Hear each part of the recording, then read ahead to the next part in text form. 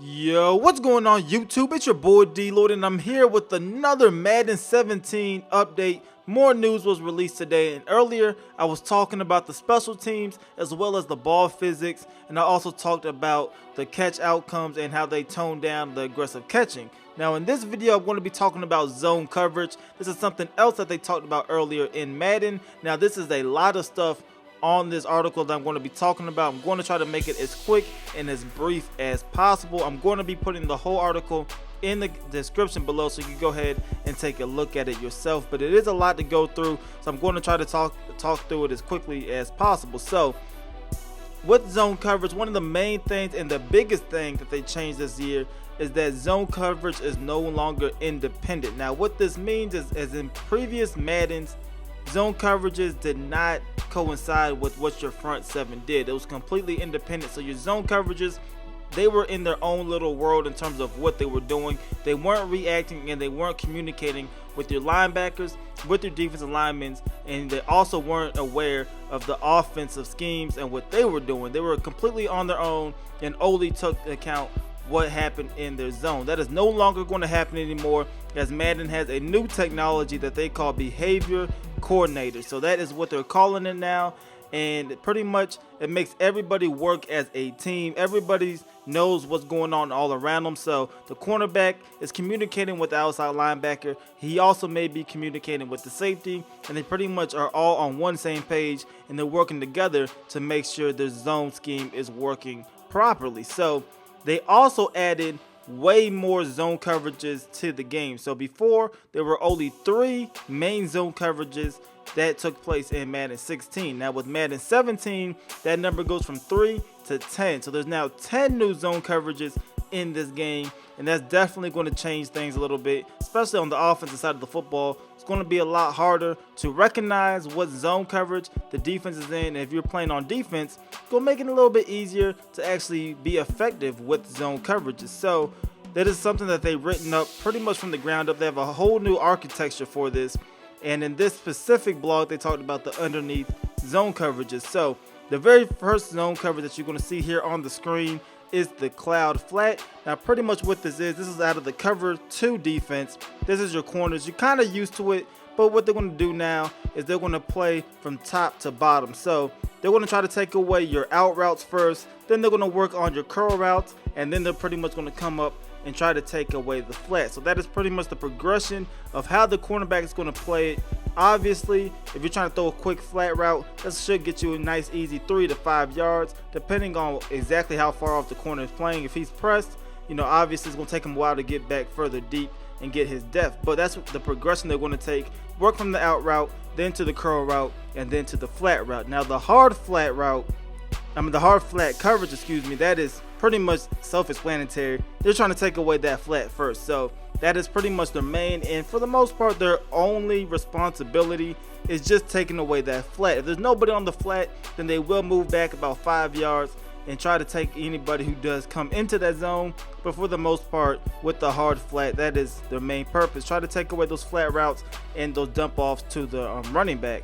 Now soft squat, this one is still in the same category. You see this more in cover 4 zones, but this could also pretty much work in any 2 deep zones and coverages that you're in, as long as you have 2 safeties. Typically this is referred to as a trap coverage or a trap zone. So if you hear that, that is pretty much the same thing as this soft squat. Now the cornerback should be about 5, maybe 7 yards off the football, and obviously the curl route is something that they can take away, but they are focused on the inside route a little bit. So if there's a slot receiver or if somebody's breaking in a little bit, they're kind of squatting there, and that's where the term came from, because they have the option of going to man and following him. They also have the option of trying to jump any type of out route, any type of short or intermediate pass route as well. So that's why they call it a trap zone. A lot of options here, and as long as you have a smart cornerback, this should work. And as long as Madden did their thing with the AI, this should be a deadly coverage.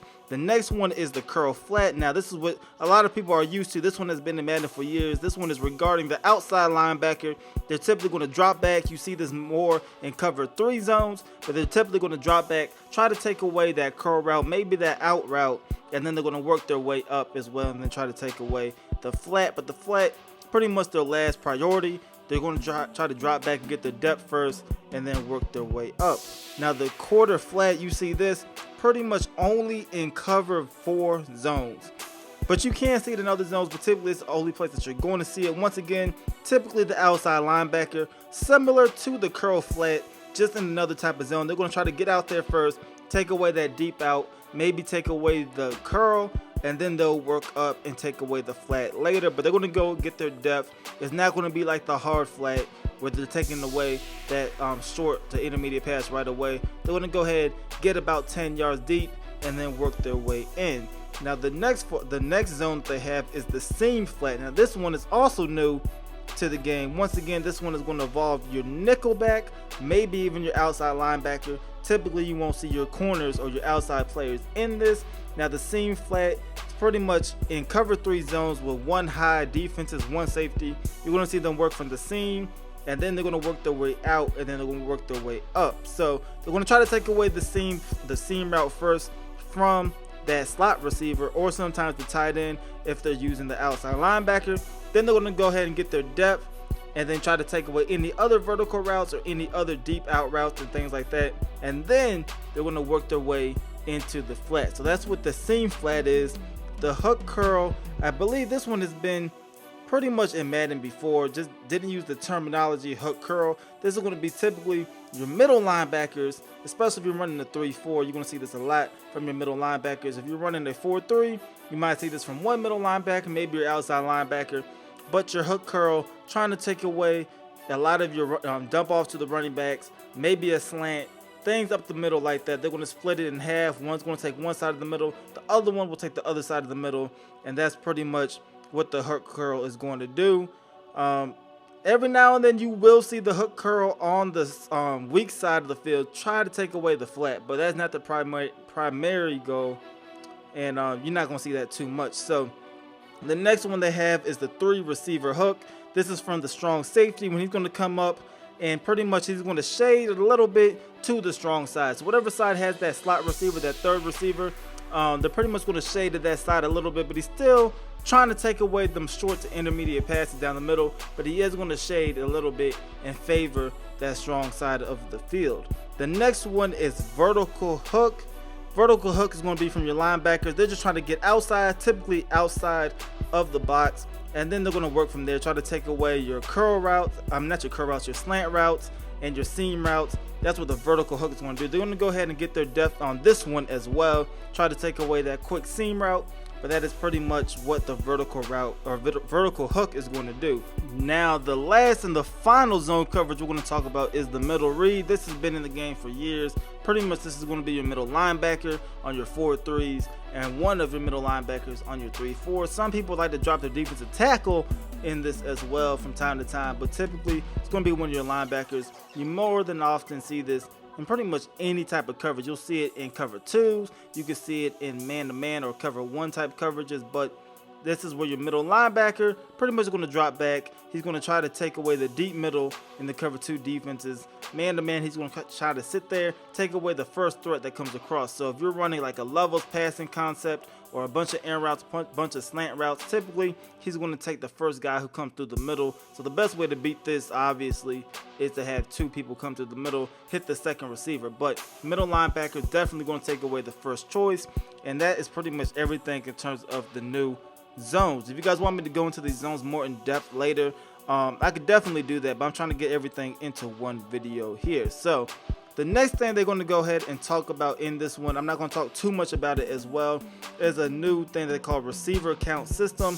Pretty much self-explanatory here. The defense is going to actually read and react to what formation that you're in. So they're going to look at what is your strong side of the formation, especially when it comes to your receivers. So they're pretty much going to split the line right down the middle. This is how most defenses work anyway. Split the line right down the middle from what the quarterback is, and then all you got to do is really just count all the eligible receivers. So tight ends, running backs, receivers, all that good stuff. Just go ahead and count that from what side of the field that they are on. Now, if they're in a I formation or a single back formation where the running back is lined up directly behind the receiver, typically they will count that running back towards the strong side. So there's already 3 receivers on one side. The running back is lined up directly behind the receiver. Most defense will go ahead and count that running back as the 4th man, and they will still shade to that strong side. Now, they haven't given too much information as to how that technically changes the defense, but they did go ahead and provide that. They said they'll talk about that more.